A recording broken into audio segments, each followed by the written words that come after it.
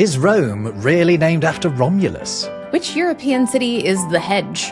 And why are Tokyo and Kyoto anagrams? We'll check into Slavic suffixes, sink into some swamps, and find out what metropolis is made backwards in another global tour of city names on Words Unravelled.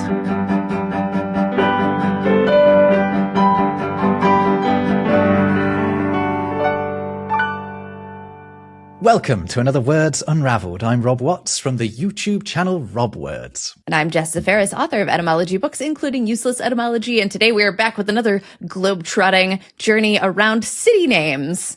Yes, we are city hopping to explore how various places you've heard of from around the world got the names that they have. We're going all over the shop with this one. We did another episode where we covered British and American cities, so we're going to largely steer clear of those this time. But don't worry, the rest of the world has plenty to offer. Definitely. This is probably the second of multiple additional episodes. So if you don't hear your favorite city or the place where you're from, never fear, there are many more where that came from. Who doesn't have a favorite city? Who doesn't have a favorite city? Wait, what is your start? What is my favorite city? Do you have a favorite city? I like Berlin, where I am now. But do you know what Berlin means, literally? What does Berlin mean? It's from an old Slavic word meaning swamp. Swamp. Excellent. Swamp. I love that. Yeah. There are a number of cities like that, right? Yeah, they don't always have flattering names, but you can tell that this place is really swampy. I mean, not if you're sort of just hanging around, you know, you're not constantly... But one of the things that really strikes you if you move to Berlin from anywhere else is that there are pipes everywhere sticking up and sort of going over the road. And anywhere there's a building site, a construction site, you have these huge pipes coming out of it. And it's because the land has to be drained if you want to build on it, because it is still so swampy. Interesting. Yeah, it'll sink right in. That's kind of like New Orleans over here. Another swamp. Indeed.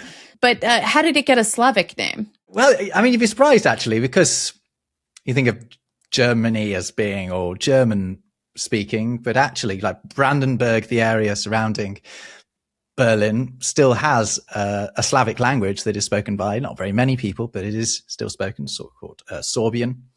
And, you know, it's right on the edge of Poland. Obviously, Poland is a Slavic speaking place. You know, we're in the region of the Slavs. There's some overlap between Germany and that.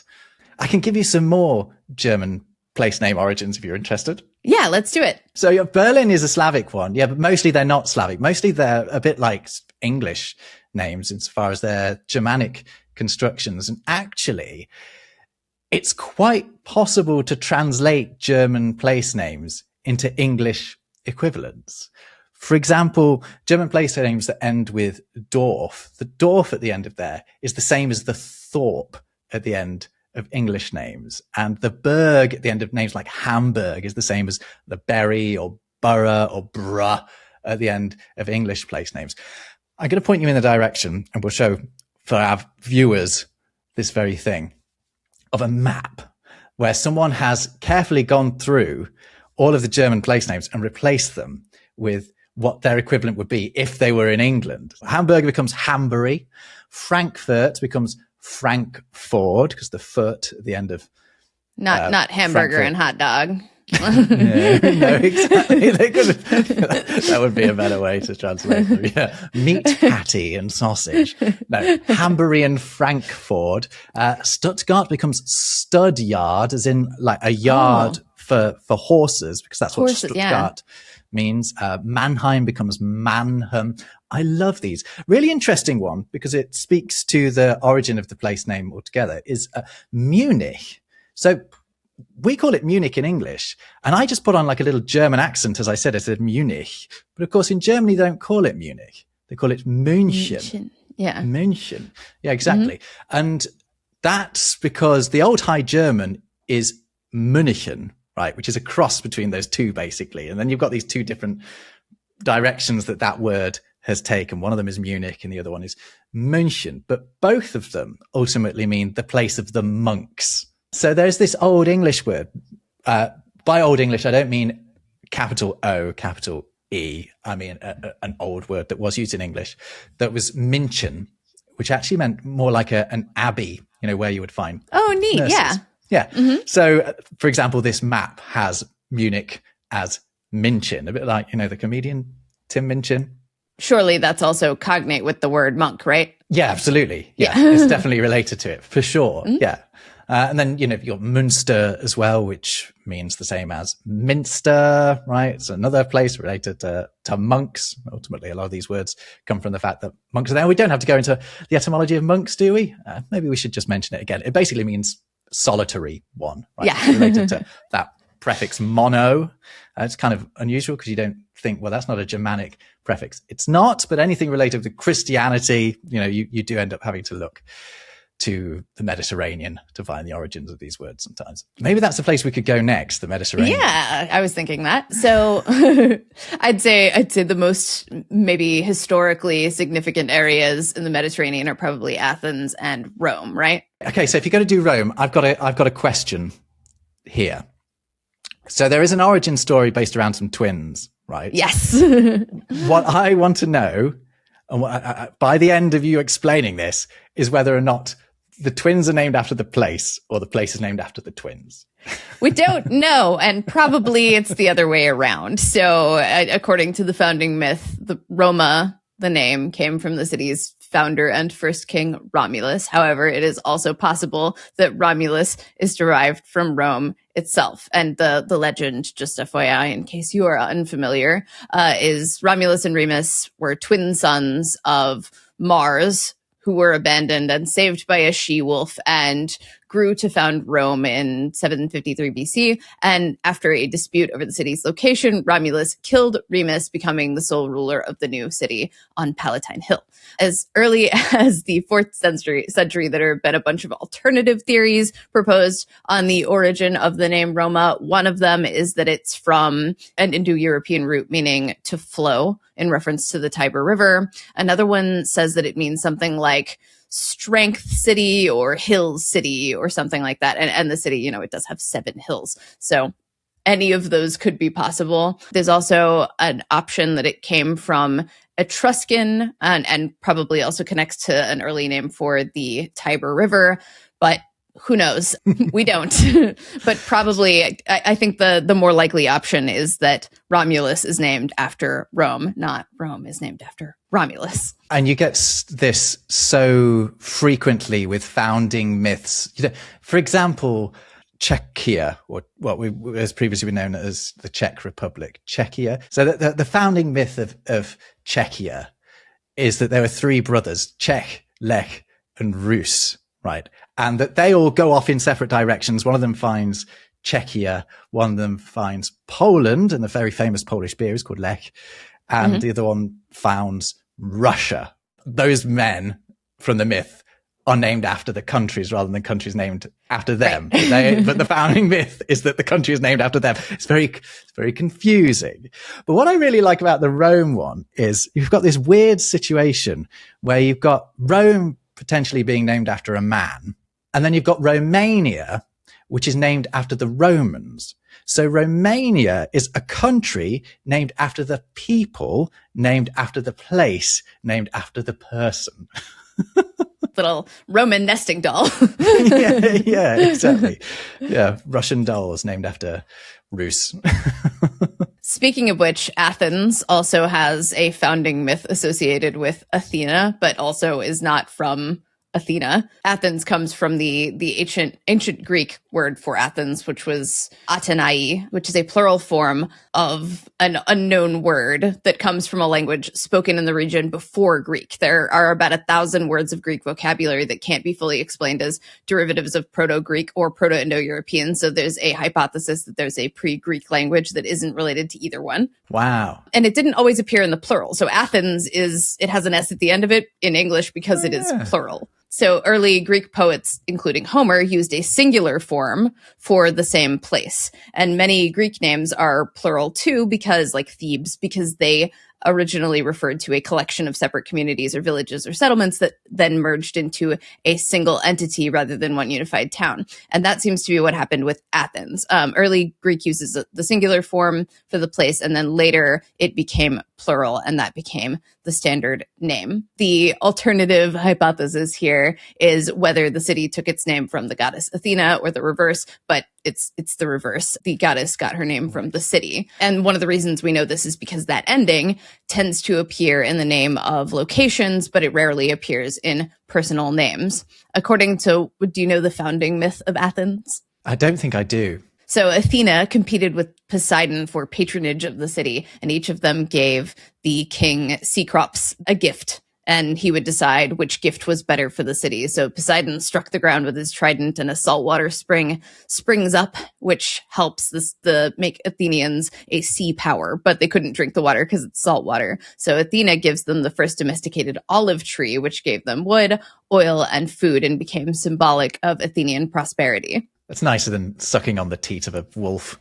Right. That's the story of Rome I'm talking about. That's not just a phrase that I use. Yes. I'd never thought of those as being, as Thebes and Athens as being plurals, but now obviously now I'm going to. And it's funny, that thing with Greek gods is it's so difficult to tell when either a place or a characteristic is named after the god, or the god is named after the characteristic or the place. Do you understand what I mean? Nike? Is Nike one? Because N-I-K or Nike as well, that does mean victory in Greek. But does it mean victory because of Nike, or is Nike called Nike because they are the god of victory?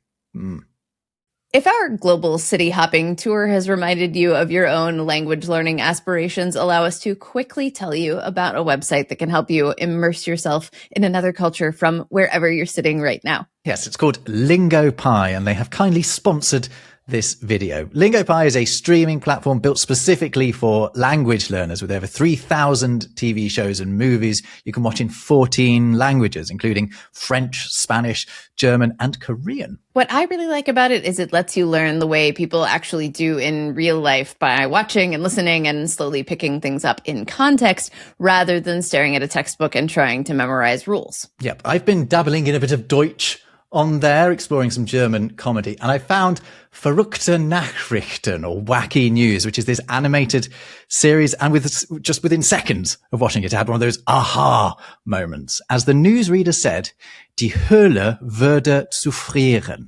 And I realized that the Germans say, when hell freezes over as well. Yeah, fantastic. So, not the sort of insight you can get from a textbook either. While you're watching, you get dual subtitles, so you can see both the original language and English at the same time. And anytime you can click on any word to see what it means, hear it pronounced, and save it later for review. And if a scene's going a bit too fast, you can slow the video down or loop the tricky lines. And its Say It feature also lets you practice your pronunciation against the original actor's voice. If you'd like to try it out, LingoPie is offering Words Unravelled viewers a free 7-day trial plus a discount on the annual plan if you decide to keep it going. You'll find the link in the description on this video.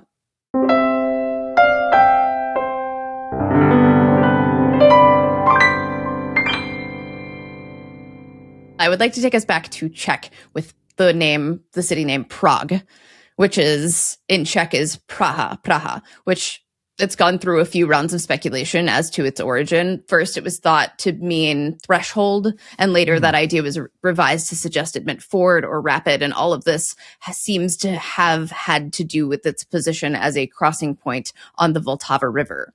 More recently, it's almost the opposite. It's been proposed that it's from an old Czech verb praziti, meaning to burn, on the notion that the land was cleared by fire for a settlement, or maybe roasting in the sun, because there is a bit of like shale bedrock at the site of what is now Prague Castle, despite the fact that the climate there is actually quite temperate. It's also nicknamed the City of 100 Spires, based on account by the 19th century mathematician Bernard Bolzano, and today it's estimated to be at around 500. So I don't know if he's wrong or they got rid of some. It's an exaggeration. You maybe just got to 400 and went, well, there's a lot of those. So let's just round it up to the nearest big number. No one's ever going to count. It's fine. Wasn't counting on Jess the Faris turning up. One of my favorite facts about Prague has nothing to do with the name of the city, but with the word defenestrate. Yes, the defenestration of Prague. Yeah, it's definitely got something to do with the city. I love that there are 3 defenestrations. Like, the only reason we have the word defenestration or defenestrate is because so many people got thrown out of windows in Prague. You need a word for it. You can't just have the mass throwing out of windows of Prague, right? There are 3 of these, and they're like 200 years apart. That's not true. The first one is like 200 years before the other ones. We didn't have the first defenestration, called the first defenestration, until the second defenestration, which was then revised into the 1.5 defenestration of Prague, because the third defenestration of Prague involved killing people. The second one entered like an era of peace, and then the first one and the third one issued in an era of war. So you have to kill people and you have to start a war if you're going to make it an official defenestration. Okay. So it's actually a lot more than just throwing out of windows. Fascinating. Oh yeah, it's a whole thing. This is very technical. It's a whole thing in Prague.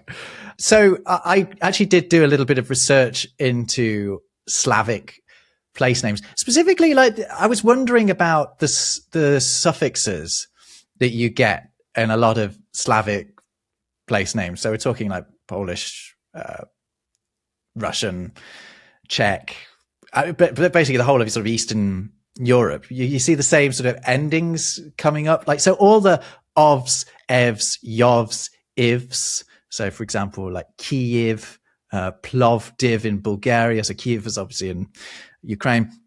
They all mean the same thing, right? And they are just a possessive suffix, right? Just means belonging to. So Kyiv means belonging to the stick. And no one knows why it means that, but it does. And Plovdiv is belonging to Philip. So it's actually invoking a Greek name for the place, which was Philippopolis, which meant Philip's town, basically. So that's what Plovdiv. But if it's got that iv, that ev, that of at the end of it, it means it belongs to something, or as we would now phrase it, it is a place of something, like that. You know how you can do possessive like that. Another possessive one is place names that end with ska or isk. For example, like Minsk in Belarus, which means belonging to the river Menka. And then you have Skaya as well, which is just a feminine form of that. It's not that the thing that it belongs to is feminine, but usually there would be like something after it, like square. The word square is feminine. So Skaya would go before the name of a square, basically. Excellent. Oh, that's cool.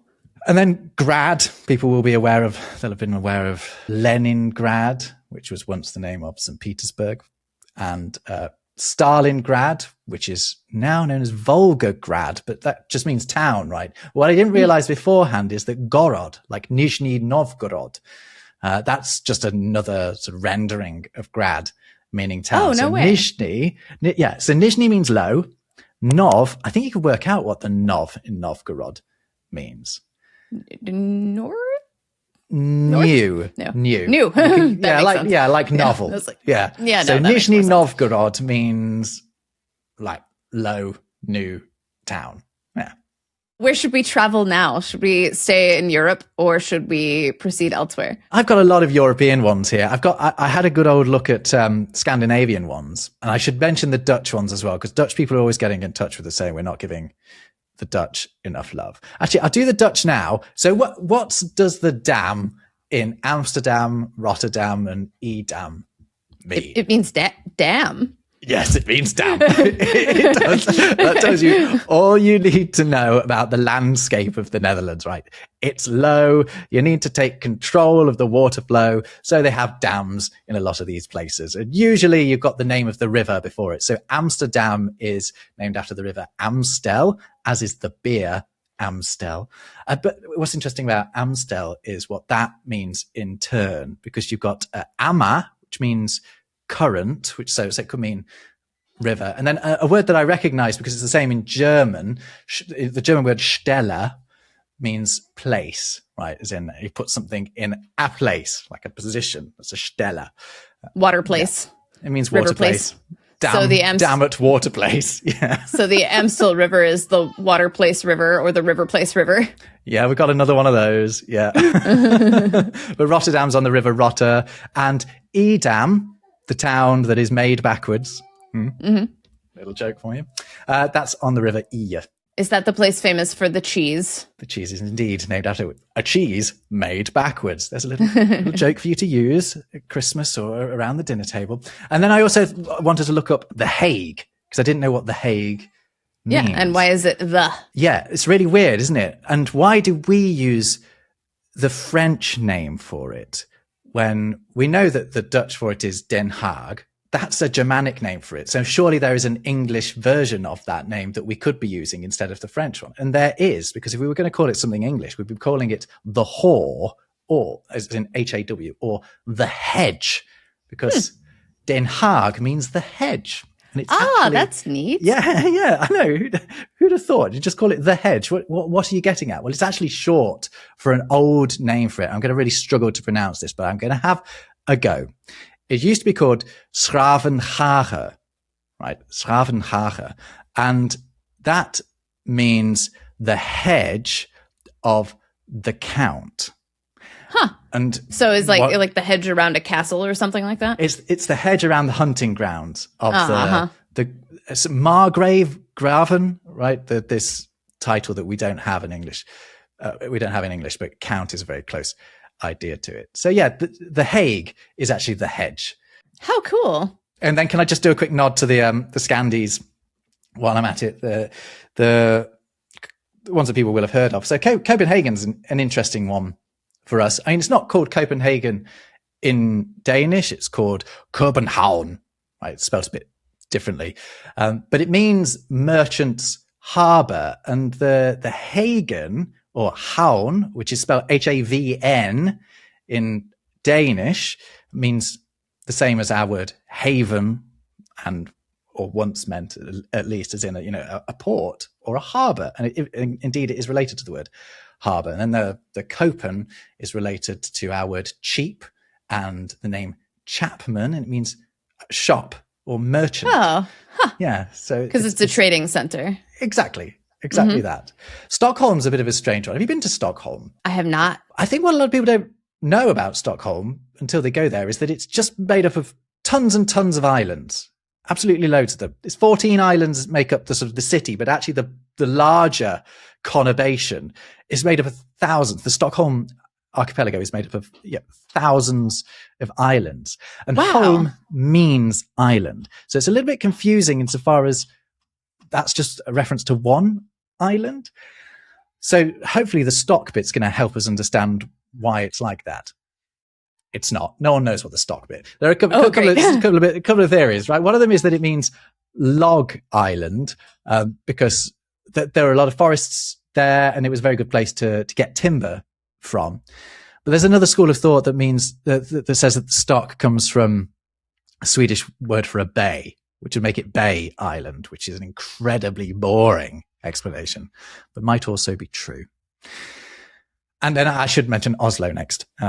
Oslo being the capital of Norway. But another one people don't really know what it means. Like the Oz bit, well, yeah, so it might mean estuary from the Old Norse for estuary, but the low bit. So the theory that was doing the rounds for a long time was that it meant the estuary of the River Low. The problem is there is no River Low. And the first time there is any reference to the River Low is in an explanation of what Oslo means. So whoever was explaining it basically invented the River Low to fit with their description of what the name Oslo means. So actually, it's a bit of a mystery, Oslo. This is total speculation with absolutely no grounding behind it, but I wonder if perhaps that could have come from like an indigenous language or something like that existed before, I don't know. Like a Sami language. Yeah, something maybe. like that. Although I think there are enough Sami around for someone to say, oh yeah, it's actually. Yeah, you would think. And also it's very far south. Oslo. So So probably less likely. it's more sort of Norse territory than, well, actually, that sounds like like a real political banana skid. But yeah, you would expect it to have an Old Norse name rather than a Sami one, I think.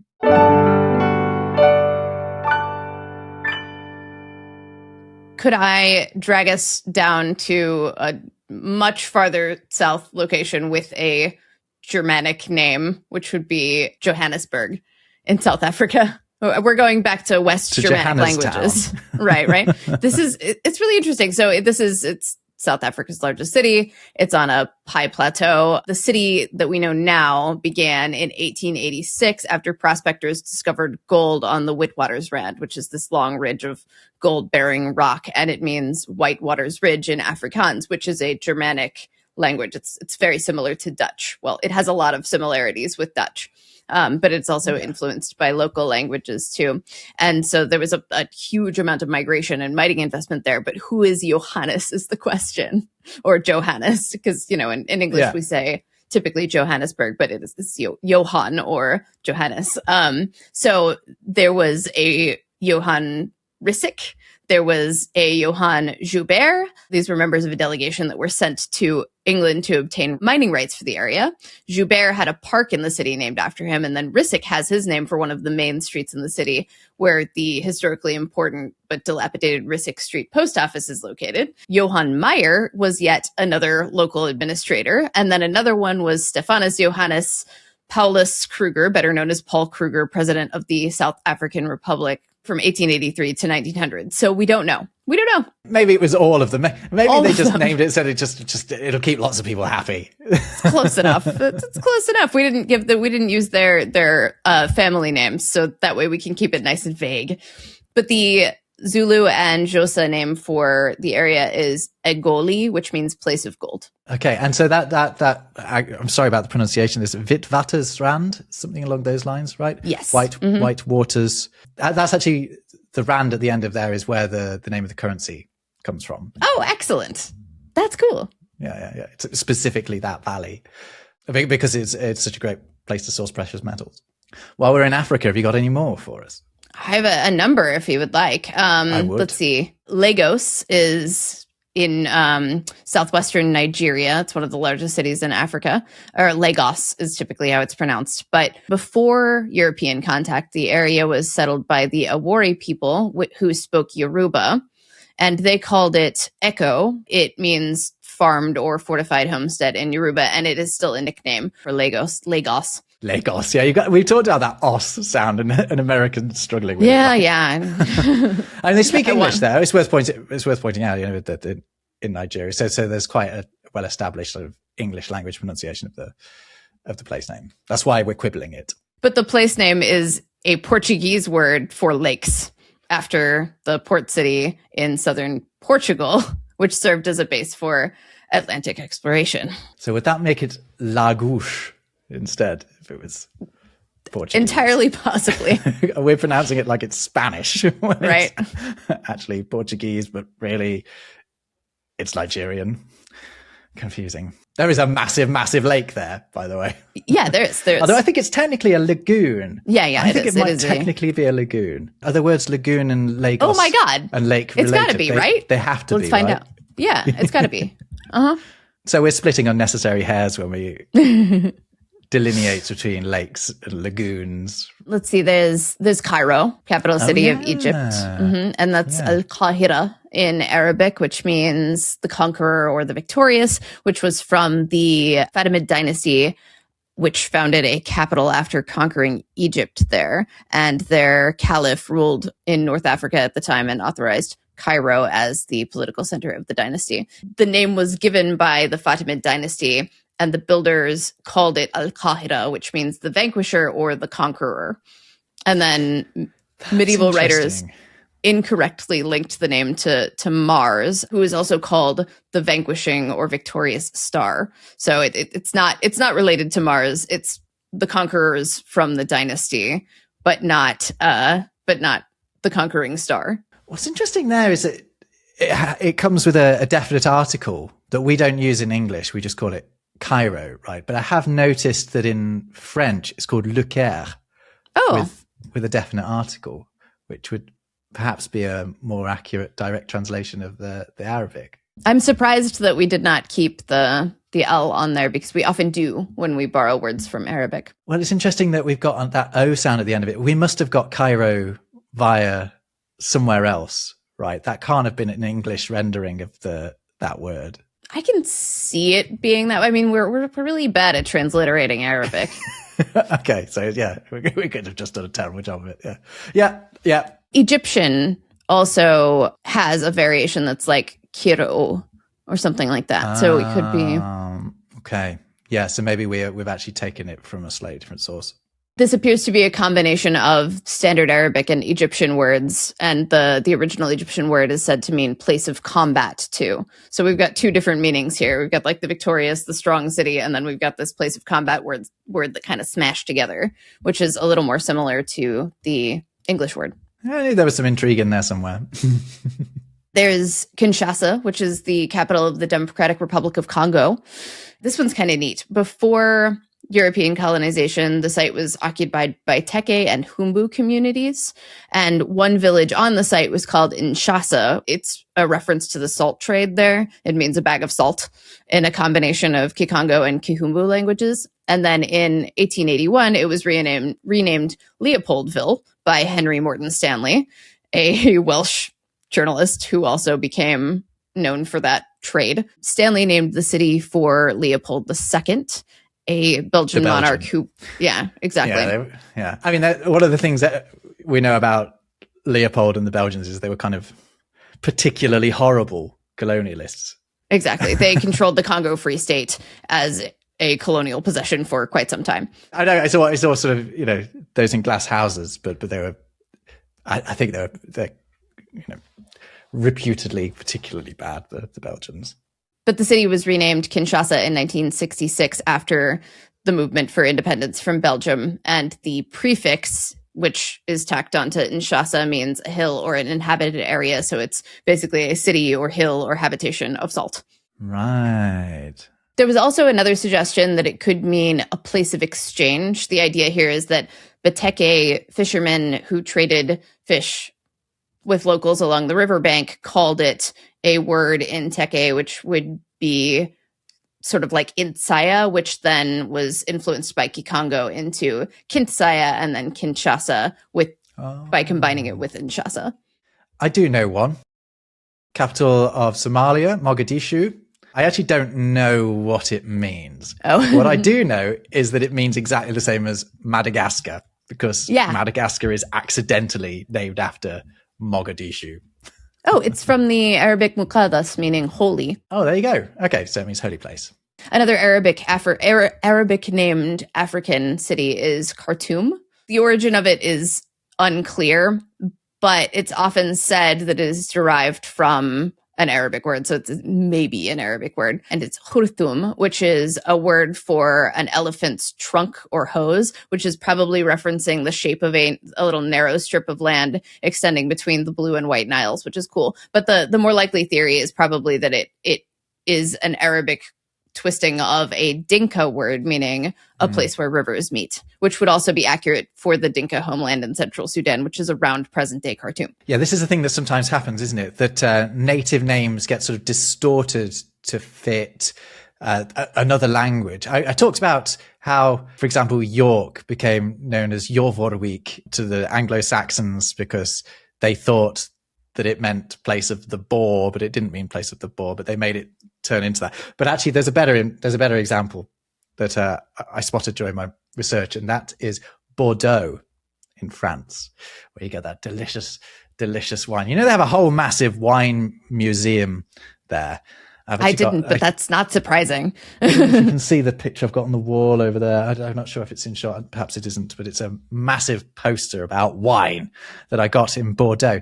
You don't have to have a firm grip on French to know that Bordeaux quite elegantly breaks down into the words bord, meaning like coast or side or border, and eau, meaning waters, and to know that it's got the river flowing through it, big river as well. And you think, oh, okay, so it's so named because it's on the side of the river. But actually, that isn't the case. It's got an old ancient name along the lines of Bordeaux. I can't call it to mind right now, but because of the same phenomenon as you were talking about possibly having happened with Arabic and Khartoum, the name has been adapted folk etymologically to be the same as the French words for side of the waters, because it is at the side of the waters and it sounds a bit like sides of the waters. So now it's pronounced and spelt that way. Our linguistic buzzword for that one is phonosemantic matching. Ooh, I like that. Phonosemantic. I think we addressed that on another episode, but it's also called like folk etymology, where the assumed origin of a word influences its spelling or usage or definition. Phono, sound, semantic meaning, matching sound and meaning. That's similar to Paris, right? Parrots. Oh, Paris. No, not parrots. Paris, Parrots the city. are terrible for phonosemantic matching. Though parrots are all named after, if I recall correctly, we will have to do this on a different episode, but I think it's from like, it means like Peter. It's like a variation on the French. Yeah. Pierre. Pierrot. Right? Pierrot. Yeah, it's a cute version of Pierre. Parakeet as well.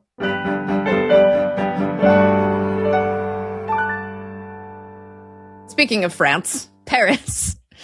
It gets its name from the Parisi, a Gallic tribe who inhabited the area along the Seine until like the 3rd century BCE, or around the 3rd century BCE. The Romans recorded the settlement as being named Lutetia Parisiorum in the 1st century BC in the writings of Julius Caesar, which means basically the swamp or marsh of the Parisi people. And then the earlier name, Lutetia, is from a Celtic root that means marsh or swamp. Again, swamp or marsh of these people. And then it was just shortened to Paris. So continental Europe's two most powerful capitals are both just swamps. Before we got to Paris, it was also called Parisian for a while. The people who are called the Parisi have a little bit of an uncertain origin themselves. It's thought to come from a root meaning cauldron, the idea being like a vessel or group identity centered around shared resources. And then another possibility is that it means either makers, commanders, or spear people. Like Franks, right? Like Frank means potentially spear people as well. I think we did come to the conclusion. Yeah, we did come. Oh gosh, whatever. Can I make an observation? That it's just one of those things that once you notice it, you go, oh gosh, that is so strange. In English, Marseille is very often spelt with an S at the end of it for no obvious reason. In French, it is not. What does it mean? It's just a French adaptation of the old name for it, the name that the Greeks ultimately gave it, which is something like Marcellas. I can't quite call it to. So it could be like a holdover from that. Yeah, absolutely. It could be. I think that's giving us quite a lot of credit though. I don't I don't know. But I noticed it when I was waiting at the airport to fly there because my wife is from Marseille. And I noticed that on the English departure board, it had an S at the end of it. But when I got to France, it no longer had that S. Weird. Wow, we've gone pretty deep on Europe and Africa. We have. I can mention one or two more European ones. Reykjavik's a fun one. It means smoky bay. Ooh, that's nice. But yeah, because the person who first got there, because the thing about Iceland is it's basically on fire all of the time. It's highly volcanic. And so you do have like what looks like smoke emerging from the ground all over the place. It's like a very attractive Mordor. That's what struck the first person to sort of arrive there and note down what it looked like. And it's been called Reykjavik for a long time. It was a very small settlement to start with. It's now a settlement of, I'm going to guess, at about 150,000 people, which is not huge for a capital city, but is by far the biggest settlement in Iceland. I went to an Icelandic city a couple of years ago that I think it had fewer than 40,000 people there or something like that. It was really small.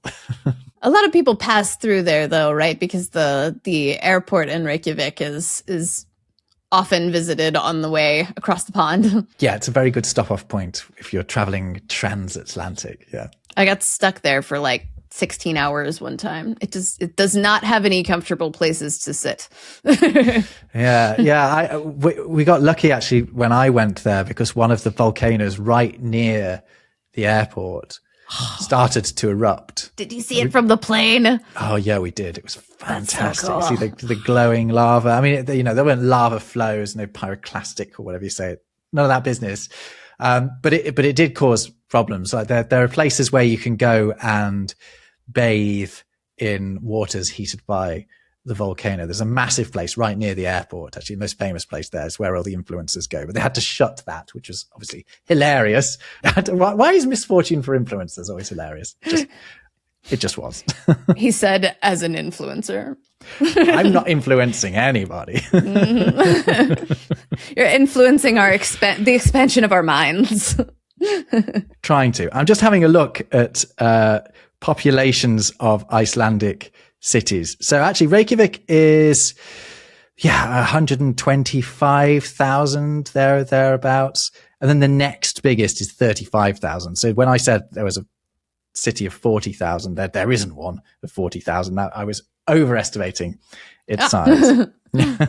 They're even smaller than that. I mean, Iceland's fantastic. Drive around Iceland and you look at the signs and you just feel like you're observing what our language could have been if no one had interfered with it. It's incredibly conservative, the Icelandic language, and you can see the relations between the Icelandic words in English. And they've got those beautiful letters as well. They've got thorn and they've got eth in their language, and they've got that a thing, all these things that used to be in English. Yeah, I like Iceland. I read once that Iceland is home to more authors per capita than any other country in the world. I guess if your house is potentially next to a volcano, just stay inside and write. Get it down. What's that other? There's a similar fact, isn't there, about Belgium? Belgium having more cartoonists per capita than any other country. Oh, really? Was it any other country, or is it Japan? I think it might even be more than Japan. Wow. Oh, man. Should we go to Japan next? We should go to Japan. There's some really interesting stuff going on in Japanese city names. Tell us about Tokyo. The city was originally called Edo, which was written with characters meaning river inlet and entrance, which described its location where the river is met by the bay and the tidal flats and everything. And Edo became the city of the Tokugawa shogunate, the military government from like 1603 to 1868. And the emperors continued to reside in Kyoto, which was, this is a little convoluted here, which then was a political authority operated from Edo through the shogun. And then in 1868, there was the Meiji Restoration, which abolished the shogunate and then restored the governing power to the emperor. And the emperor relocated from Kyoto to Edo, which made it the center of the imperial administration. And the city was renamed Tokyo, meaning Eastern capital, to mark its position east of Kyoto, the former capital. So the fact that Tokyo and Kyoto are anagrams of one another is not entirely coincidental, because the Kyo means capital. So Tokyo means Eastern capital and Kyoto means capital city. So yes. There is a city in Japan called Capital City that is not the capital. Right. And the capital is east of the capital. Yeah. Yeah, that's confusing. Although that's a bit like Beijing. So Jing in Beijing means capital as well.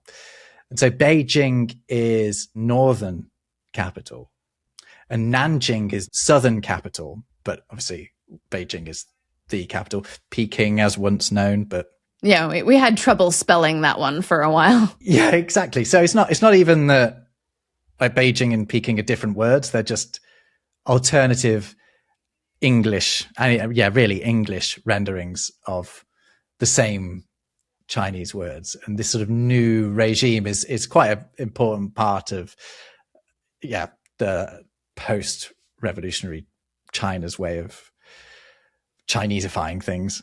It's by getting rid of what was a very sort of English Anglophone imposed way of transliterating Chinese, Mandarin specifically. The current romanization system that they use is called Pinyin, and that gave us the modern spelling Beijing. But we still have like the airport code there is still PEK and things like that. So it's still called Pékin in French as well. I mean, it's not been changed in all of the languages. I could briefly mention some more Chinese ones. And I would like to go back to Japan, though, because there's something I noticed about Japanese place names today. I don't mean I've discovered something. Just something I noticed for myself. So Shanghai means on top of the sea. Hai means sea. So when you see hai, it'll be somewhere coastal. There's something for you. And then you've got Chongqing, this vast city. The biggest city you haven't heard of, basically, if you've never heard of Chongqing. It's enormous. I have been, actually. I would say not a lot of Westerners go to Chongqing because it's not a very obvious touristy place. There's over 30 million people in Chongqing. It is enormous. And it means double celebration, which is quite cool. Supposedly because one of the emperors, because one of the emperors was honored there before he'd actually ascended to the throne. So they had a double celebration. They had the celebration there. And then they had the actual celebration for his enthronement, which was kind of cool. That's neat. And then Chengdu, which people will know most probably because that's where they have the cute pandas, the zoo. I say Chengdu, I think it's pronounced Chengdu. When you see eng in Mandarin, it's actually an ung sound. And that means becoming capital. So becoming a capital. It's actually the capital of Sichuan province, or, you know, when you have Sichuan chicken. Yeah. Yeah, that's Sichuan, which means 4 rivers. Si, it means 4, and Chuan bit means rivers. There you go. That's just a dabbling, just dabbling with some Chinese there, some Mandarin. Another one named after, well, a body of water, sort of, is Hong Kong, which is, it's special administrative region versus city. It means fragrant harbor, and that's after the fragrance is probably after the agarwood trees there. Historically, a couple of places that Americans will be very aware of, certainly in Japan, are Hiroshima and Iwo Jima. When I was talking about my little discovery, it was just that Shima and Jima are the same word. They're the same, as much as you can call them a word. They're the same element, meaning island. Jima means island. Shima means island. What it is there's this phenomenon in Japanese called rendaku, which involves the changing of consonant sounds. So if they become part of a compound, an unvoiced consonant becomes a voiced one. So that's how you get from Jima to Shima, right? Ah. And so Hiroshima means broad island, and then Iwo Jima means sulfur island. But here's another thing that's interesting. Iwo Jima isn't called Iwo Jima anymore. In 2007, they changed its name to Iwo-to, which still means, it still means sulfur island. And the to, the symbol for to in Japanese writing is exactly the same as for Jima and Shima. So the name hasn't changed written down. It's just changed in how they say it, which I think is really interesting. Osaka is named after a big hill. Oh, is it? Yes, indeed. It means big hill. Well, large or great hill. Mm-hmm. Osaka's weirdly, it's fun. It's weirdly sort of grubby for a Japanese city. I think it's known as quite a sort of, what's the way to describe it? And the people there are a bit different. They're definitely less polite than they are in the rest of Japan. I'm going to stick my neck out and say that in Osaka. It's like a merchant's city traditionally, and it's just a bit rougher around the edges, a bit more edgy in itself, particularly in comparison with Kyoto, which is the tidiest place you'll ever go in your life. Interesting. That's cool. Osaka was the one place I got annoyed when I was in Japan. I was so used to good service and politeness, and then I got to Osaka, and yeah. I have heard the food is fantastic there, which... Oh, yeah, it is. Yeah, a lot of fried stuff. Okonomiyaki, that's the best thing. Yeah, it's like this sort of pancake made with cabbage and with this sauce over the top of it. I crave it so often, and it's very hard to find. It's probably fashionable somewhere, but it's not very easy to find in Berlin. Excellent. We've digressed quite far, haven't we? We have, and we've filled up our time, I think, too. Yeah, I think we have. I worry about how many different cultures we've offended on our little world tour here, but we mean well. We mean well. Yeah, we'll have to end our globe trotting here and return for another round where we can perhaps visit some of our neglected continents. We didn't get to South America. We didn't get to Oceania, and we have plenty of regions we skipped and continents we were on. Yeah, we should cover India as well. There's a lot going on with Indian place names, though. It's well worth a mention. We'll do that next time. Maybe not on not the next episode of Words Unravelled, but we'll do it again soon, promise. We'll see you next time. Take care.